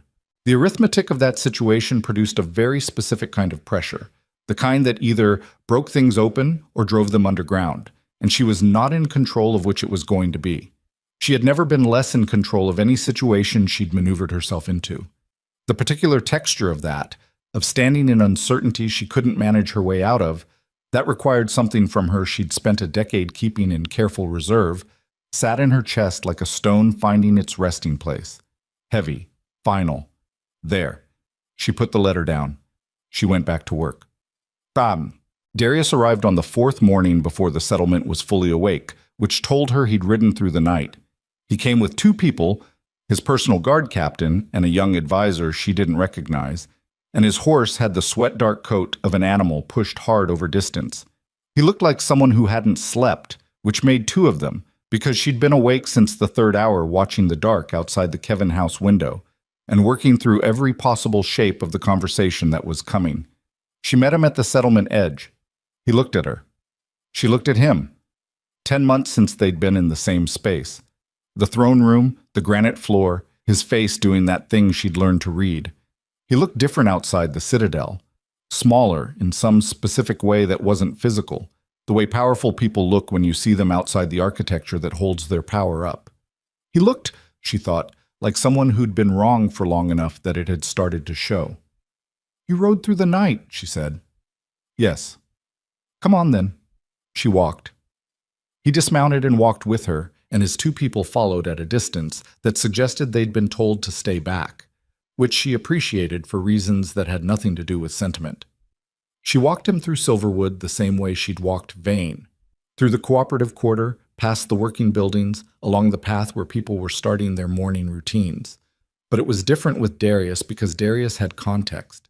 Darius had spent 10 years watching her work and had understood, she'd always believed, what the work cost and what it produced. He was quiet. He was looking. His jaw was set in the forward, angled way she'd learned years ago, meant he was processing something difficult and choosing not to speak until the processing was done. They reached the community green at the silver birch edge. How many? He said. 1,400. The pack integration you did, the 3 border groups. Yes. We spent... He stopped, jaw tight.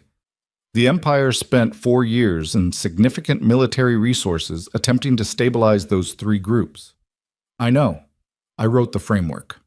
He looked at her then, full on, the way he rarely had in the last years of their bond, not the sideways assessment of a man managing an asset, but something raw, the look of someone seeing a thing they should have seen a long time ago and understanding exactly how long ago they should have seen it. Seraphina, he said. Don't, she said, not harshly. Don't apologize yet. I need you thinking clearly. And guilt makes people sentimental, and sentimental thinking is not what the next 6 days require. Something moved across his face.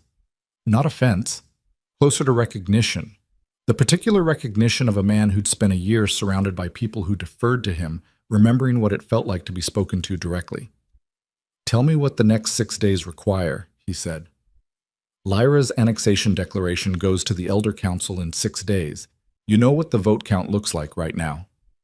Narrow, he said. Narrow in her favor. Aldra's block is holdout, but the Central Council members are aligning with the Crown out of, she paused, out of the specific fear of backing the wrong side and being wrong publicly. They're not true believers. They're risk calculators. And what changes the calculation? You, she said. He was quiet. If the king arrives at the Elder Council session and speaks against the annexation, the risk calculation for every central council member inverts. Right now, they're afraid to oppose Lyra. If you publicly oppose the annexation of Silverwood, they're afraid to support her. That would mean, he stopped. It would mean going into that chamber and publicly contradicting your queen, Seraphina said. Yes, I understand what I'm asking. The silver birch moved, morning sound everywhere. The settlement waking, the cooperative starting its day, a child's voice somewhere behind the tree line calling to someone, real and alive and ongoing. What happened on the road, Darius said, when her riders stopped you? She blocked a private citizen on a public road. That's what happened. She told me you tried to reach the capital for unauthorized Elder Council communication. I tried to ride to the capital, yes, on a public road, with documented legal business before the council. Seraphina met his eyes. Unauthorized is the frame she put around it. Ask yourself whether that frame fits pack law or whether it fits Lyra's definition of what she wants me to be able to do. His jaw worked. She is not... He stopped, started differently. She is not the partner I understood her to be. Darius, Seraphina kept her voice level. I know this is hard. I know it's harder than you want it to be. But I need to be clear with you about something. She waited until she was sure he was listening. I'm not here to help you manage your bond situation. I'm here because 1,400 people in this settlement are about to be annexed without their consent, and because the Empire's northern structure is 6 days from a fracture that will take years to repair. Those are the problems. That's what I need your attention on. He looked at her for a long moment. You're not going to make this personal, he said. I made it personal for 10 years, she said. I'm done with that. Something in his face, a brief, unguarded thing that she'd spent a decade learning to read, moved through and was gone. Not grief exactly. The expression of a person recognizing, with full clarity and no remaining ambiguity, the exact size and shape of what they'd had and what they'd done with it. All right, he said, quiet. Tell me what you need. They talked for 4 hours. Not the kind of talking they'd done in the last years of their bond, managed, careful, structured around positions they'd pre-established. The kind of talking they'd done at the beginning, when they'd both been building something and both understood that building required actual exchange rather than the performance of exchange. She laid out the Elder Council dynamics. He knew them, but he'd been getting information filtered through Lyra's administrative structure, and filtered information is shaped information whether or not the person shaping it intends it to be. She showed him Aldra's materials. He read them with the focused attention of a man who'd been a good strategic thinker before he'd surrounded himself with people who told him what he wanted to hear. She watched his face as he read the unofficial meeting transcripts, watched him understand, in real time, the gap between what he'd been told was happening in those closed-door sessions and what had actually happened. Brenwick, he said. Flat. Brenwick is a risk calculator, she said. He was calculating toward Lyra because that's where the momentum appeared to be. Change the momentum. How do I know the momentum changes if I speak against the annexation? You don't, she said. Neither do I. But the alternative is a ratified annexation that takes Silverwood and turns it into an administered subsidiary, which alienates Aldra's block permanently, which means the Winter Council fractures along lines that won't be repaired before the hostile Alpha Coalition in the East decides the Empire is weak enough to test. She paused. And they will test it. Lyra's aggressive posture has been making that calculation easier for them for 6 months. He was quiet for a long time. The Eastern Coalition, he said. I've been getting reports. I know, I've been getting them too through Aldra. She folded her hands on the table. Darius? The Harkin Valley situation is recoverable. The Eastern alignment is recoverable. None of it is recoverable if the Empire spends the next year in internal fracture while Lyra tries to administer territories through force that have never responded to force. He looked up, looked at her directly. Come back, he said. Not as queen. I know you won't take that, but in an advisory, no. Seraphina, no. She said it clean, no edge in it, just the word. I'm not going back into that structure in any form. What I am is a territorial leader with legal standing before the Elder Council and an independent allied status filing that supersedes the annexation declaration if it's filed first. She held his gaze. Which I can do, if you give me cover. You ride to the Elder Council. You speak against the annexation. You create the space for my filing to land as a legitimate alternative rather than as defiance. The morning had moved into afternoon while they talked. Through the Kevin house window, the silver birch line was throwing long shadows. And then, Darius said, and then Silverwood stays what it is. The Northern Pacts have a model that works. The Elder Council has a solution that doesn't require them to choose a side between you and Lyra. And you have a Winter Council that doesn't fracture along fault lines you can't repair. She paused. It's not a perfect outcome for anyone, but it's a real one. He sat with that for a long time. Lyra will consider this a betrayal, he said. Yes, Seraphina said. She will. It may end the bond. That's between you and Lyra, she said. I'm telling you what the Empire needs. What your bond needs is a conversation I cannot have for you. He stood up. He walked to the window and looked out at the settlement, at the cooperative buildings and the community paths and the late afternoon movement of 1,400 people going about their lives with the specific, purposeful ease of people who trust the ground they're standing on. She watched him look at it. She understood, watching him, what it cost. Not the political calculation, not the strategic risk, but the human cost of standing in a place that showed you clearly what you'd had, and chosen to discard, and understanding there was no version of this where that didn't remain true. He would go to the Elder Council. She believed he would go. And it would not make him right, would not repair the specific damage of the throne room and the divorce decree and the pack law provisions cited at her in front of 63 witnesses. Some things repair slowly, some things change shape rather than repairing. She was not waiting for repair. She was past that, was fully past it in a way she understood clearly now that he was standing in her kitchen and she could feel, with absolute precision, the absence of anything that needed to be restored between them. What she wanted from Darius Thorne was one thing: his presence in the Elder Council chamber, his voice on the record, his authority used in the direction of a solution that kept 1,400 people out from under a crown that hadn't asked them anything. She wanted that from him. Nothing else. The freedom of wanting nothing else from a person you'd given a decade to was something she hadn't expected to feel. It was not comfortable. It was clarifying in the way that very cold water is clarifying, sharp, total, definitive. I'll ride to Ashvale tonight, Darius said, still looking out the window. I'll need to speak with Aldra before the session, and I'll need the annexation challenged in writing before I speak, filed, dated, on the record, so my opposition has a legal anchor rather than reading as political interference. Ruse has the filing ready, Seraphina said. It goes out tonight by fast rider. He turned. He looked at her the way he'd looked at her at the settlement edge, that raw, unmanaged look. She met it evenly. I was wrong, he said. Yes, she said. You were. She did not say, I know. She did not say, it's all right. She said yes, clean and clear, because he deserved honesty more than he deserved comfort. And she was not, anymore, in the business of managing what people deserved to feel about the truth. He nodded once. He walked to the door. At the door he stopped. The Eastern Coalition, he said. The hostile alphas. My latest intelligence says they're organizing, not a raid, a coordinated invasion. Three-front approach. The cold in her chest again. Different from before. This one with weight behind it. When, she said. My analysts say spring, but the most recent report suggests... He looked at her. Seraphina. It could be as soon as the Winter Council itself. They're waiting for the fracture. They're going to move when we're already broken. The Winter Council. 6 days for the Elder Council session.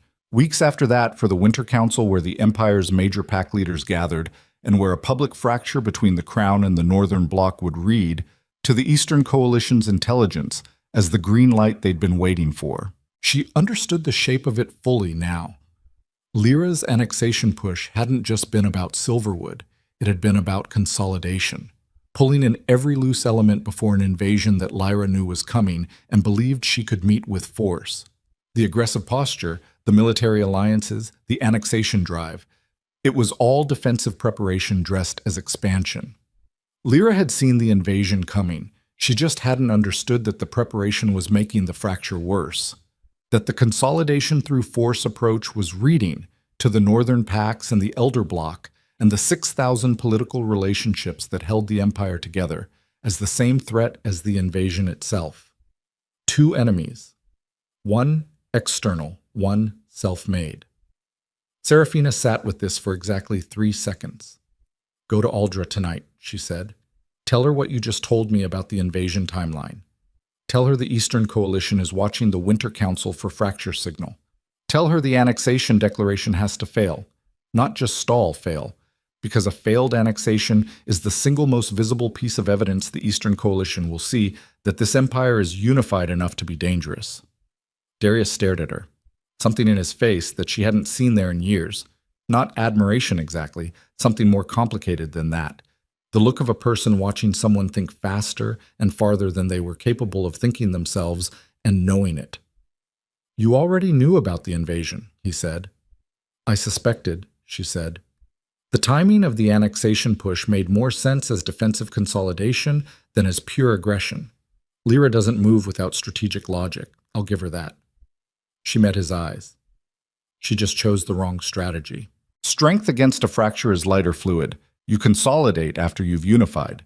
You can't consolidate your way to unity. He left 20 minutes later. She stood at the Kevin house door and watched him ride out with his 2 people, south on the road toward Ashvale, into the late afternoon that was already going blue at the edges where night was pressing in from the east. Marae appeared at her shoulder. "He'll go to the council?" Marit said. "Yes." "And the filing goes tonight?" "Tonight. Fast rider. Ruse has it." Mara was quiet for a moment. "And if the council still ratifies the annexation even with his opposition," Marit said, "if Lyra's margin holds." Serafina looked at the road where Darius had disappeared into the tree line. She thought about the Eastern Coalition, 3-front invasion, the Winter Council as the trigger, 1,400 people in Silverwood, the Northern Pacts watching the Elder Council session the way you watch the sky when you know weather is coming.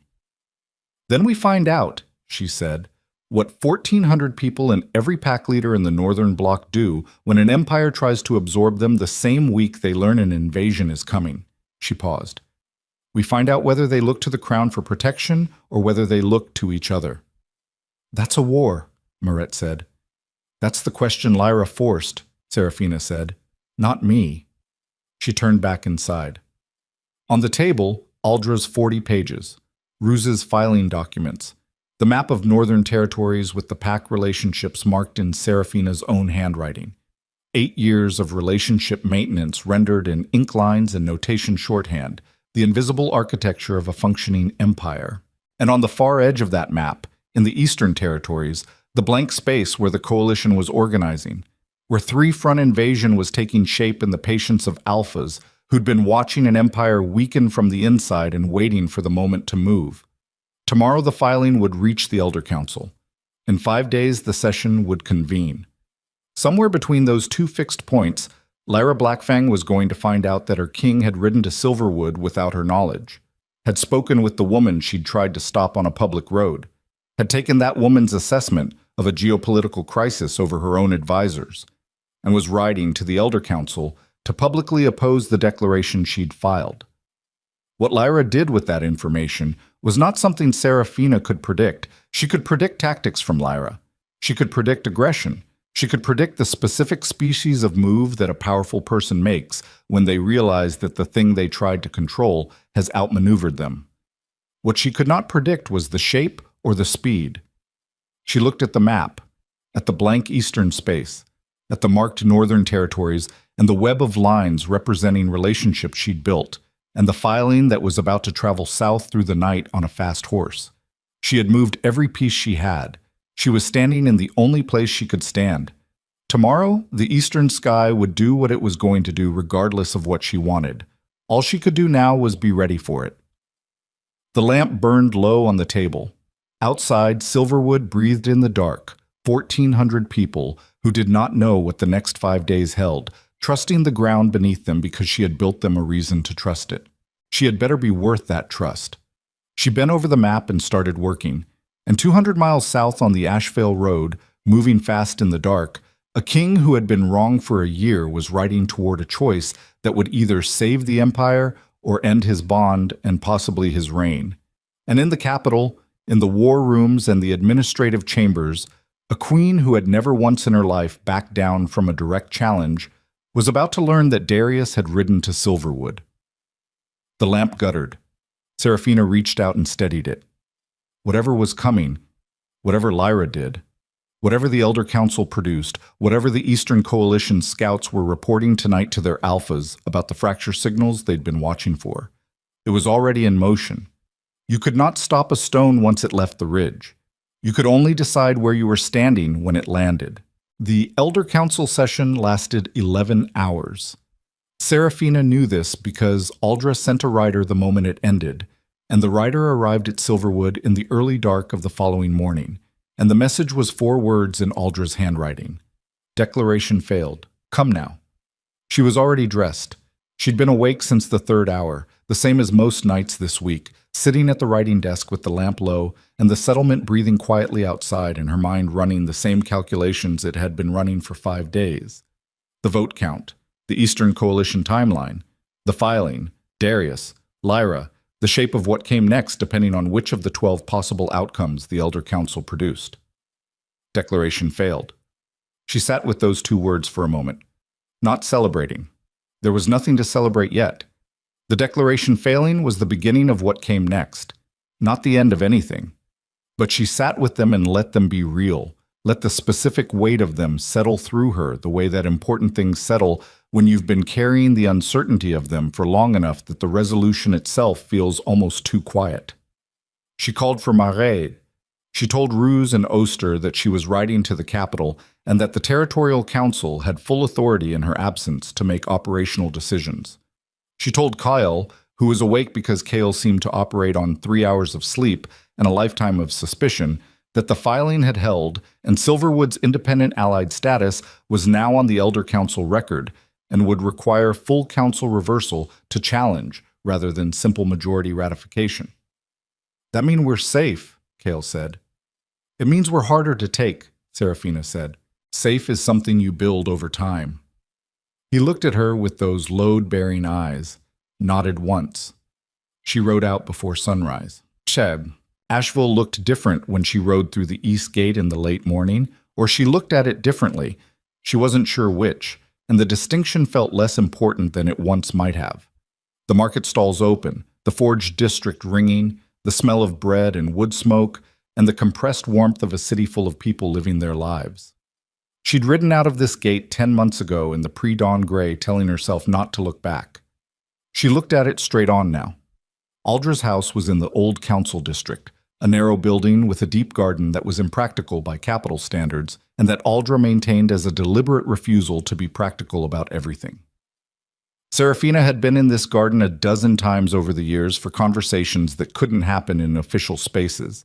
She was shown through to it now by Aldra's household staff, and Aldra was already there, sitting in the iron chair she preferred by the garden wall, looking like someone who had been awake for 30 consecutive hours and intended to remain awake for 30 more through sheer determination. "Sit down," Aldra said. Seraphina sat. The vote was 9-7, Aldra said. Against ratification. Darius spoke for 40 minutes. I've been in that chamber for 31 years, and I have never heard him speak like that. She paused, her hands on the chair arms, old rope and steady. He cited your Silverwood filing. He cited the Eastern Coalition intelligence, which, by the way, 3 council members did not know about, which tells you what Lyra's information management has looked like.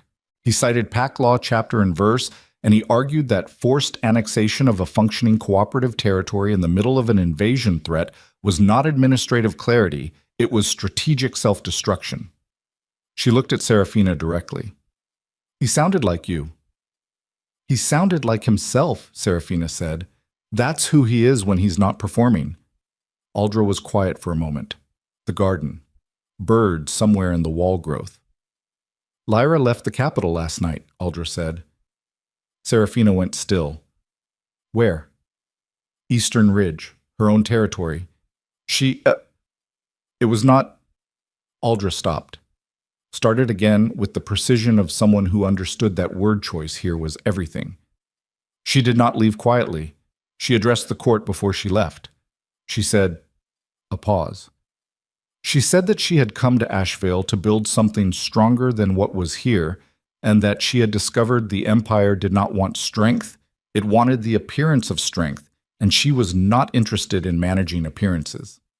Serafina listened to this carefully. She's not wrong, she said. Aldra looked at her. About what she found here, Serafina said. About what the Empire had become, the gap between the appearance of strength and the actual condition. She diagnosed that correctly. Her prescription was wrong, but the diagnosis... She paused. She wasn't wrong. You're being generous to a woman who put riders in your road. I'm being accurate, Serafina said. Those are different things. Aldra looked at her for a long moment with the particular look of someone recalibrating their understanding of who they're talking to. Darius wants to see you, Aldra said. I know. He is.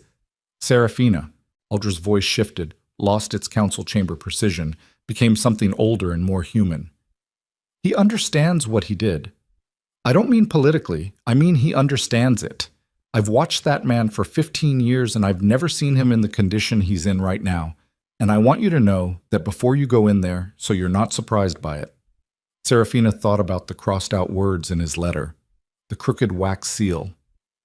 I know what I'm walking into, she said. I've known Darius Thorne for 11 years. That's not the same as knowing the version of him that's been wrong for a year and knows it, Aldra said. She was right. Serafina acknowledged this to herself without saying it out loud, which was one of the things she'd always been able to do with Aldra, receive accurate information without needing to perform a response to it. Tell him I'll come this afternoon, Serafina said. Sad. The Citadel was not the same without Lyra in it, and was also, in some specific way she couldn't fully name, not the same as it had been when she was queen. The administrative staff moved through the halls with a subdued, careful quality, the kind of energy that fills a space after a large, fast thing has moved through it and the air hasn't settled yet. People recognized her. Some of them looked away. Some of them, the ones who'd worked with her over years and understood what invisible labor looked like, held her gaze with something she chose not to name because naming it would make it about her, and this afternoon was not about her. Darius was in the smaller study rather than the formal office, which told her something. The formal office was where he managed things. The smaller study was where he actually thought. He stood when she came in. Unnecessary, and they both knew it was unnecessary, and he did it anyway, which was its own kind of information. He looked worse than he had in Silverwood, which she hadn't thought was possible. The sleeplessness had compounded. His face had the particular quality of someone who'd spent 24 hours in a hard reckoning with themselves and hadn't come through it clean on the other side, had come through it honest instead, which is harder. Serafina, he said. Darius. She sat in the chair across from the desk, not waiting for an invitation. You spoke well yesterday, Aldra told me. Aldra tells everyone everything, he said. He sat. I said what needed saying. You did. She folded her hands in her lap. How are you? He looked at her. Something in that look, the same raw, unmanaged thing she'd seen in Silverwood, but deeper now, worked over by time and honesty, and the specific fatigue of having been very wrong about something that mattered and knowing it all the way down. I don't know how to answer that, he said. Honestly, she said. He looked at his hands on the desk. Big hands, scarred at the knuckles from years of pack combat training he'd never stopped doing, even as king. She knew those hands, knew the scar on the left one from the sparring accident when he was 27, knew the way they moved when he was certain and the way they stilled when he wasn't. They were very still right now. I have been wrong about the most important things for the better part of 2 years, he said. I have been wrong about what makes an empire strong. I have been wrong about who understood that better than I did. I have been wrong about what I had and what I was trading it for. He looked up. I don't know how to account for that to you. I don't know if there is an accounting. There isn't, she said. Not cruelly, just truthfully. Not the way you mean. You can't balance that ledger. What you can do is not make the same errors again. That's not enough. No, she said. It's not. But it's what's available. He sat with that. The study was quiet. The particular quiet of a room with good walls and a closed door. The kind of quiet that allowed difficult things to be said without the world listening. I want you back, he said. Not as an advisor, not in a subordinate position, as... He stopped. I know you won't come back as queen. I know I lost that. But I need you to understand that what I want is not another stop. I'm not asking you to fix the empire. I'm asking if there's any version of this where you're still... No, she said. He closed his mouth. Not because of anger, she said.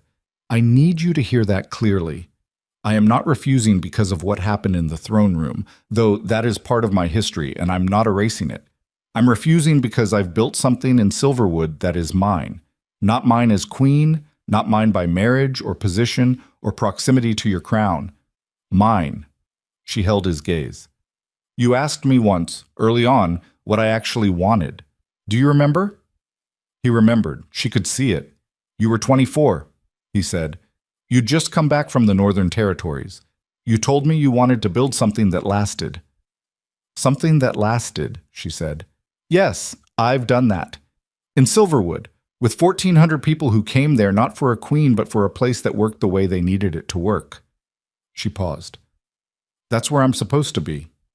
I know that now in a way I couldn't have known it while I was still inside this building. He looked at her for a long time. She let him look. The thing she felt, sitting across from him in the smaller study with the quiet around them, and 11 years of shared history in the air between them. It was not love exactly, and not its absence either. It was something she didn't have a word for, the specific feeling of knowing a person completely, understanding every scar and every failure and every good thing they were capable of, and being absolutely clear that your life goes a different direction. That clarity doesn't make things small. It makes them real in a different way, sadder and cleaner at once. She had loved him once. She had built with him and lost him and been cast down by him and had walked back to him across 300 miles of hard road, not because she loved him, but because the empire needed someone who remembered what it was supposed to be. That was enough. That was actually enough. The Eastern Coalition, she said. Tell me the current intelligence. He breathed, reset. She watched him do it, watched him take what she'd said and what she hadn't said, and fold it somewhere that he would carry it.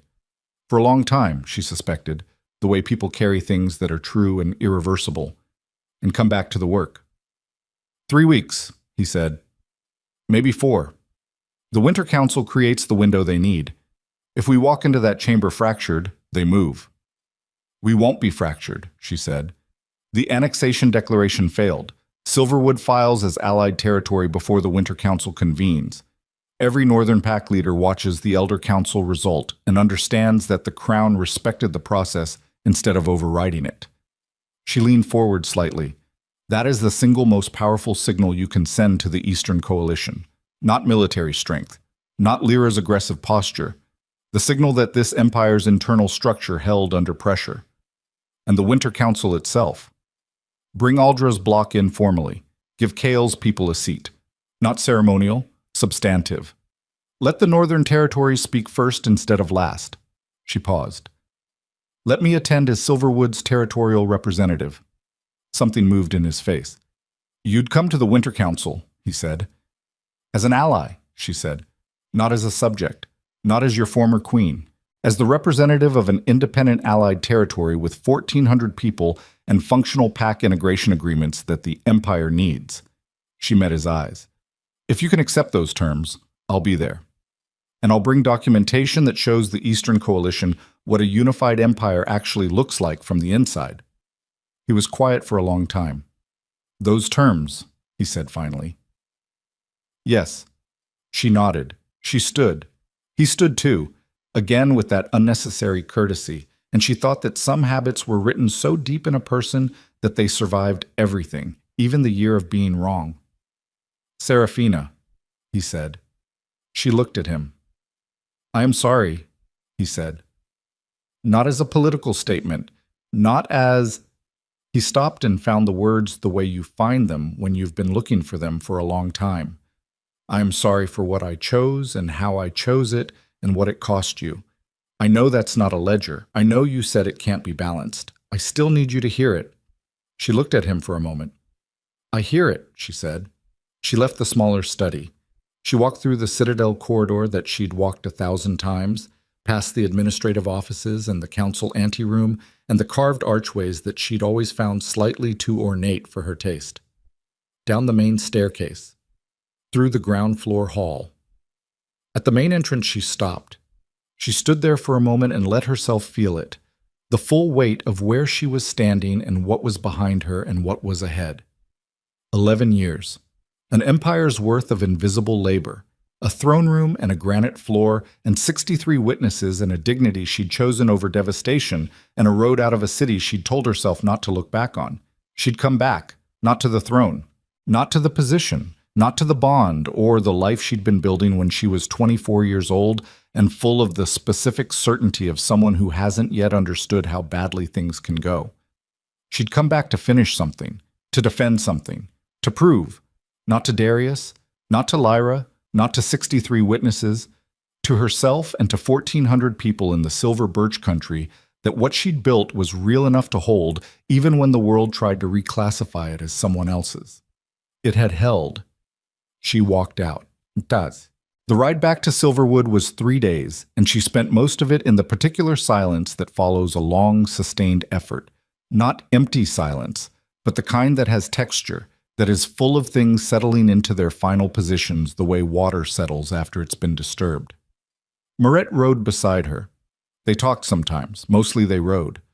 On the second night they camped in the Birch Country again, the same kind of spot they'd camped on the way out 10 months ago, with the same trail tea that tasted the same as it always had, which was not good, but warm and real. What happens at the Winter Council? Moret said. We make the case for what Silverwood is, Serafina said. We show the pack leaders.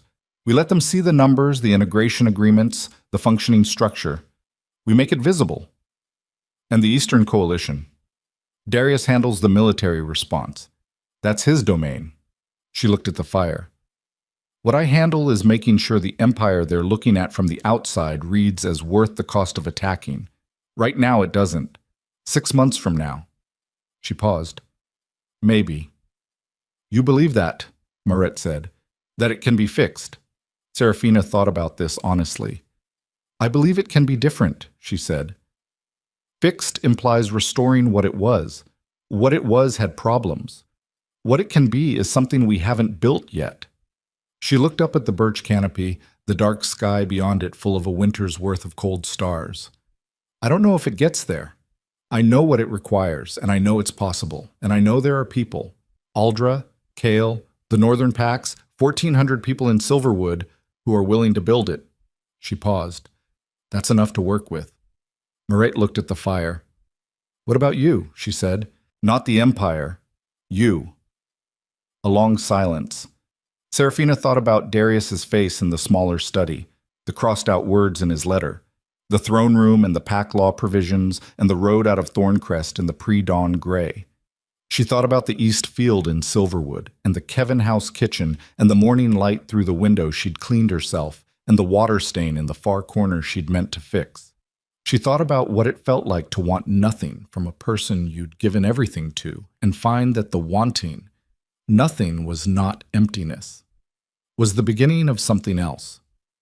I built the thing I said I wanted to build, she said, when I was 24 and Darius asked me what I wanted, and I said something that lasts. She looked at the fire. Silverwood will outlast this crisis. It will outlast the next one. It will outlast... She stopped, found the words. It will outlast the story everyone told about me when they watched me walk out of that throne room. That's what I wanted. That's what I have. Moret looked at her for a long time with those direct, honest eyes. Are you all right? Moret said. No, Serafina said. Not entirely. Not yet. She held the cup in both hands, the warmth of it specific and present. But I know the difference between not all right yet and broken. I've been through both. This is the first one. Marette nodded. She understood the difference, too. They let the fire burn down and slept and rose before full light and rode the last day into Silverwood in the early afternoon when the sun was coming through the birch trees at the angle that had become, without her exactly deciding it, the image in her mind when she thought about home. Oster was at the settlement edge. He looked at her the same way he always looked at her, with those eyes that didn't give things away, and said, "Declaration held?" "Declaration failed," she said. "Silverwood's filing is on the Elder Council record." He nodded once, slowly. The same nod he'd given her the first day she'd said she was staying. "Winter Council," she said, "will need to prepare documentation, full accounting of the territory's cooperative agreements, the integration history, the resource network. I need it presentable to 40 pack leaders who've never been to Silverwood." "How long do we have?" he said. 6 weeks. "Right," he said. "Come on then." The Winter Council convened in the coldest week of the year, in the great hall of Ashvale Citadel, where 40 pack leaders gathered around the long table with the weight of the Empire's future pressing on every word spoken. Serafina sat at that table for the first time not as queen but as a territorial representative, with Ruse beside her and the documentation in order, and 1,400 people's living reality distilled into a presentation that told the truth without performing it. She spoke for 40 minutes. She did not speak about what she'd lost. She did not speak about the throne room or the pack law provisions or the road out of Thorncrest. She spoke about grain surplus sharing between rival packs. She spoke about the integration agreement structure that had ended 3 years of border raiding without a single military intervention. She spoke about what 40 pack leaders in a room could do if they trusted the process enough to use it. And she spoke about what the Eastern Coalition was banking on when they looked at this empire and saw fracture instead. When she finished, the room was quiet in the particular way of people who've just received information that reorganized something in their understanding. The Eastern Coalition launched their invasion 6 weeks later. By then, the Winter Council had produced 3 new cooperative defense agreements. The Northern Pack Network had activated its mutual support protocols for the first time in 9 years, and Serafina's documentation of Silverwood's integration model had been formally adopted as a template for 2 additional contested border territories. The invasion lasted 4 months. It failed. Not because of military strength alone. Darius's forces held, but what held harder was the fact that the empire they attacked was not, in the end, fractured. The fracture Lyra's annexation push had been creating had been stopped at the Elder Council. The fracture the Eastern Coalition had been watching for had been sealed, imperfectly but sufficiently, by 40 pack leaders sitting at a long table and choosing, for reasons that were practical and self-interested and occasionally even principled, to hold the line together. Wars end in rooms as much as fields. That had always been true. The spring after the invasion, Darius stepped back from the day-to-day administration of the empire. Not abdication. He remained king in title and in the large decisions that required his authority. But he formally delegated the administrative council to an expanded elder council structure that included territorial representatives, which meant Serafina had a seat in those meetings 3 times a year, which meant the work she'd been doing in Silverwood and the work the empire needed had a formal connection now rather than an unofficial one. It was not what she'd had before. It was not a throne or a bond or the invisible labor version of queenship she'd practiced for a decade. It was something she'd helped design. Something that worked because it was built for how things actually were rather than for how things were supposed to look. She was in Silverwood when Darius's formal announcement reached her. She read it at the kitchen table in the Kevin house on a morning in early spring, when the silver birch line was putting out its first green and the cooperative fields were being worked for the season, and somewhere in the settlement a child was arguing loudly and cheerfully with another child about something that sounded like it involved a stolen piece of bread. She read it. She set it down. She looked out the window she'd cleaned herself, at the water stain in the far corner that she'd finally addressed in midwinter, and that was now a smooth patch of new plaster. And she thought about what it meant to have come all this way from the granite floor to the kitchen table to this particular morning with the birch trees going green. She thought about the woman she'd been at 24, carrying a trunk of books into the East Wing suite, clear-eyed about what she was taking on and not yet clear-eyed about what it would cost. She thought about the woman on the granite floor who'd understood in one terrible moment of clarifying cold what it meant to be valued as a function rather than known as a person. She thought about the road out of Thorncrest and the decision not to look back and everything that had been built in the looking forward. The real accounting of a life, she'd come to understand, is not what you held and lost. It's what you chose to make from the loss. Anyone can survive disaster with enough stubbornness and a body that keeps breathing. The question is what you build in the ground that disaster cleared. What seeds you choose. What you decide the cleared ground is for. She'd decided. She'd built. It was still being built. It would always be still being built. That was the nature of things that were real rather than things that were performed. She got up from the kitchen table. She went out into the spring morning where the birch trees were going green and the cooperative fields were busy and the settlement was loud with the specific productive noise of a living place. Oster was at the edge of the east field with the planning documents for the season's expansion, which they'd been working on for 2 months, which required her input on the water management agreements with the neighboring pack territory. He looked up when she came.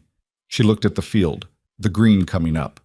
The birch line at the far edge of the territory where the silver light moved through the trees the way it did here and nowhere else she'd ever been. "Ready?" Oster said.